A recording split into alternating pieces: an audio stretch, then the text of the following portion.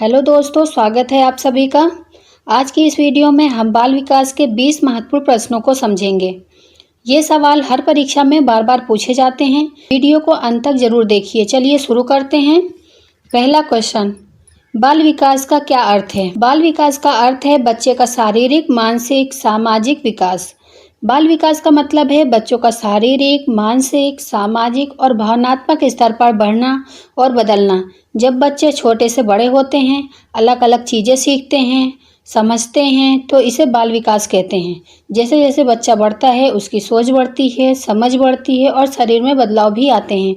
इसका right answer है option C, बच्चे का शारीरिक, मानसिक, सामाजिक विकास। विकास की प्रक्रिया कैसी होती है? विकास की प्रक्रिया सतत और क्रमबद्ध होती है। विकास की प्रक्रिया धीरे धीरे और लगातार चलने वाली होती है। जैसे बच्चे का शारीरिक विकास शुरू से ही होता है, वैसे ही उसके मानसिक और सामाजिक विकास भी समय के साथ बढ़ती है। पहले बच्चों की बुनियादी ज़रूरतें पूरी होती हैं, जैसे खाना पीना। फिर धीरे धीरे वे खेल कूद, समझ और भावनाओं को सीखते हैं। इस प्रक्रिया में बच्चों को अनुभव, शिक्षा और उनके आसपास का माहौल बहुत मदद करता है। इसका राइट आंसर है ऑप्शन सी, सतत और क्रमबद्ध। अधिगम का अर्थ क्या है? अधिगम का अर्थ है अनुभव के द्वारा व्यवहार में परिवर्तन। अधिगम का मतलब है कुछ नया सीखना या समझना। जब बच्चा या कोई व्यक्ति किसी नए ज्ञान, किसी नई चीज़, कौशल या जानकारी को प्राप्त करता है तो उसे अधिगम कहते हैं। यह प्रक्रिया विभिन्न तरीके से होती है, जैसे पढ़ाई, अनुभव या किसी से सीखने के द्वारा। अधिगम में सोचने, समझने और उसे जीवन में लागू करने की क्षमता भी शामिल होती है। इसका राइट आंसर है ऑप्शन सी, अनुभव के द्वारा व्यवहार में परिवर्तन। बालक का पहला सामाजिक संस्थान कौन सा है? बालक का पहला सामाजिक संस्थान उसका परिवार है। बालक का पहला सामाजिक संस्थान उसके परिवार को कहा जाता है। परिवार ही वह पहला स्थान है जहां बच्चा सामाजिकता, व्यवहार और रिश्ते के बारे में सीखता है। यहाँ उसे अपने माता पिता, भाई बहन और अन्य पारिवारिक सदस्यों से और संचार के तरीके मिलते हैं जो उसकी सामाजिकता के विकास में मदद करते हैं। इसका राइट आंसर है ऑप्शन सी, परिवार।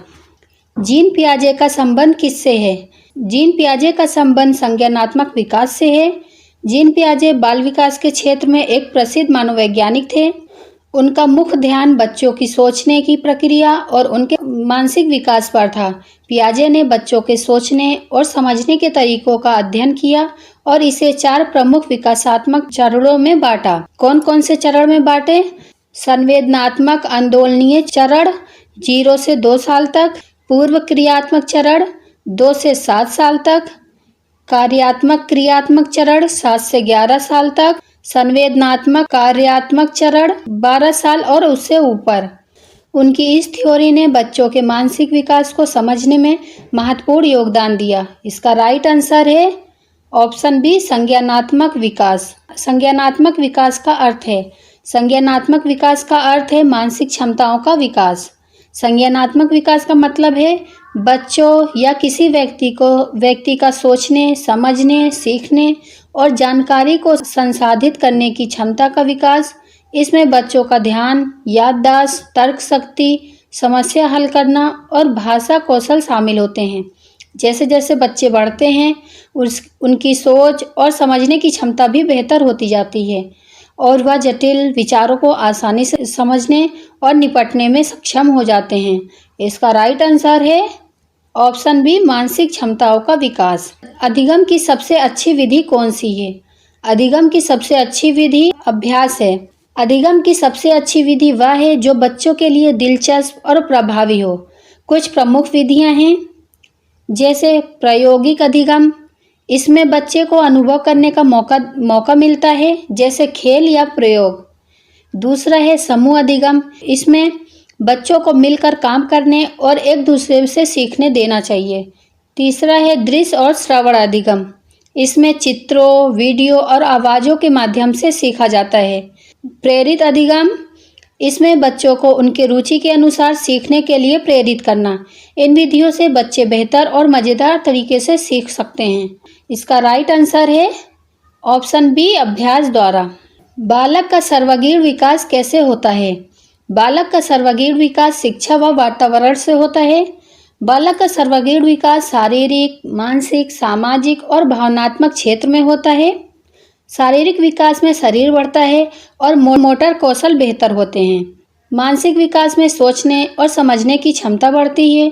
सामाजिक और भावनात्मक विकास में बच्चा दूसरों से रिश्ते बनाना और अपनी भावनाओं को समझना सीखता है। ये सभी मिलकर बच्चे के संपूर्ण विकास में मदद करते हैं। इसका राइट आंसर है ऑप्शन सी, शिक्षा व वातावरण से। बाल्य अवस्था को क्या कहा जाता है? बाल्य अवस्था को सुनहरा काल कहा जाता है। बाल्य अवस्था को शिशु अवस्था या बचपन की अवस्था कहा जाता है। यह जीवन का पहला और महत्वपूर्ण चरण होता है जो जन्म से लेकर लगभग 6 वर्ष तक का होता है। इस दौरान बच्चे का शारीरिक, मानसिक और भावनात्मक विकास तेजी से होता है और वे अपने आसपास की दुनिया को समझने की कोशिश करते हैं। इसका राइट आंसर है ऑप्शन बी, सुनहरा काल। कोहल वर्ग ने किसका सिद्धांत दिया? कोहल वर्ग ने नैतिक विकास का सिद्धांत दिया। उनका सिद्धांत यह बताता है कि बच्चे और युवा नैतिकता और निर्णय लेने की प्रक्रिया में कैसे विकसित होते हैं। उन्होंने नैतिक विकास को 3 मुख्य स्तरों में बांटा है। पहला स्तर है पूर्व परंपरागत स्तर, जहां बच्चे खुद के हित को प्राथमिकता देते हैं। दूसरा है परंपरागत स्तर, जहां बच्चा समाज के नियमों और मानकों को अपनाता है। तीसरा है पोस्ट परंपरागत स्तर, जहां व्यक्ति व्यक्तिगत नैतिक सिद्धांतों के आधार पर निर्णय लेते हैं।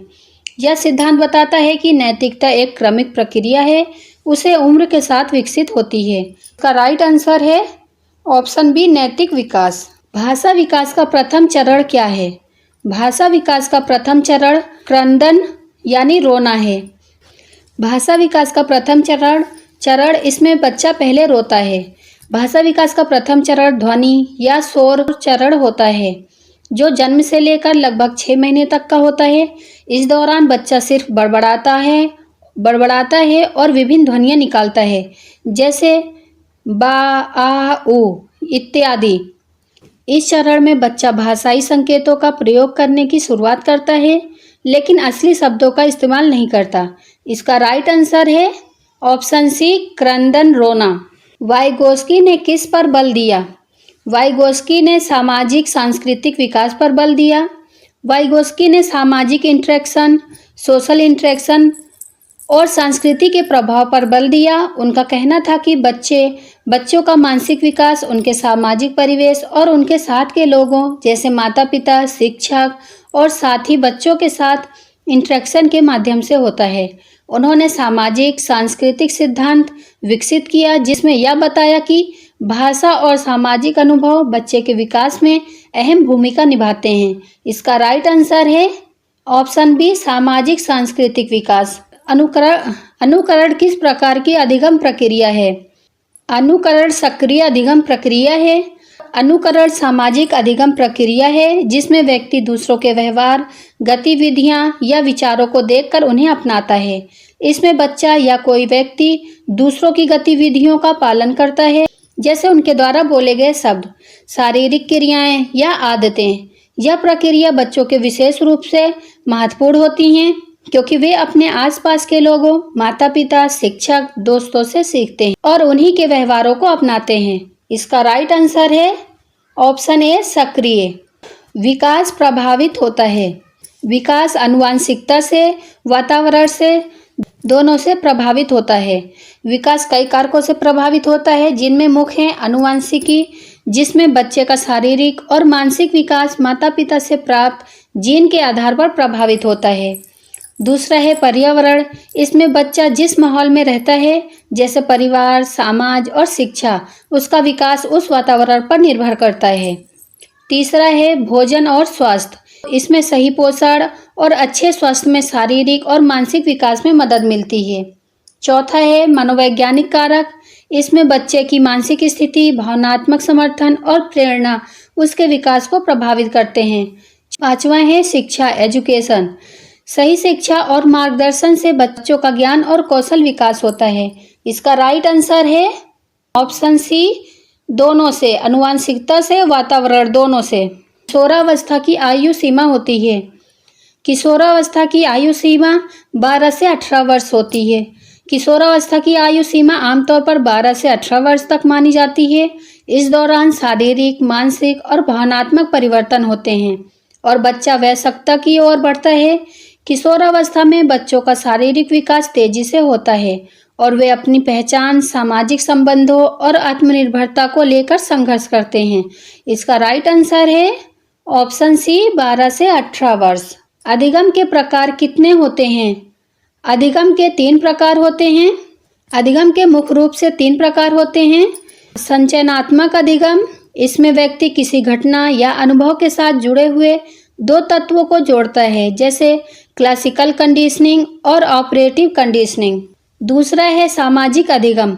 इस प्रकार के अधिगम में व्यक्ति दूसरों के व्यवहार, गतिविधियां, विचारों को देखकर सीखता है या अनुकरण के माध्यम से होता है।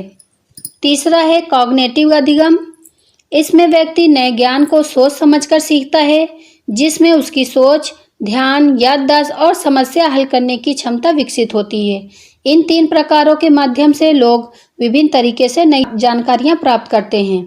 इसका राइट आंसर है ऑप्शन सी, 3। सीखने की सही परिभाषा क्या है? सीखने की सही परिभाषा अनुभव के आधार पर व्यवहार में परिवर्तन है। सीखने की सही परिभाषा है एक प्रक्रिया जिसके माध्यम से व्यक्ति अपने अनुभव, विचार और ज्ञान को सुधारता है, नया ज्ञान प्राप्त करता है और उसे व्यवहार में लागू करता है। इसमें मानसिक और शारीरिक परिवर्तन होते हैं जो व्यक्ति को अधिक समझदार, सक्षम और आत्मनिर्भर बनाते हैं। इसका राइट आंसर है ऑप्शन सी, अनुभव के आधार पर व्यवहार में परिवर्तन। बालक सबसे अधिक किससे सीखता है? बालक सबसे अधिक वातावरण से सीखता है। बालक सबसे अधिक अपने परिवार और माता पिता से सीखते हैं। परिवार ही वह पहला सामाजिक वातावरण होता है जहां बच्चे व्यवहार, भाषा और सामाजिक कौशल सीखते हैं। माता पिता और अन्य पारिवारिक सदस्य बच्चे को जीवन के महत्वपूर्ण मूल्यों, आदतों और सोचने की प्रक्रिया से परिचित कराते हैं। इसके अलावा बालक अपने साथियों और स्कूल में भी सीखता है।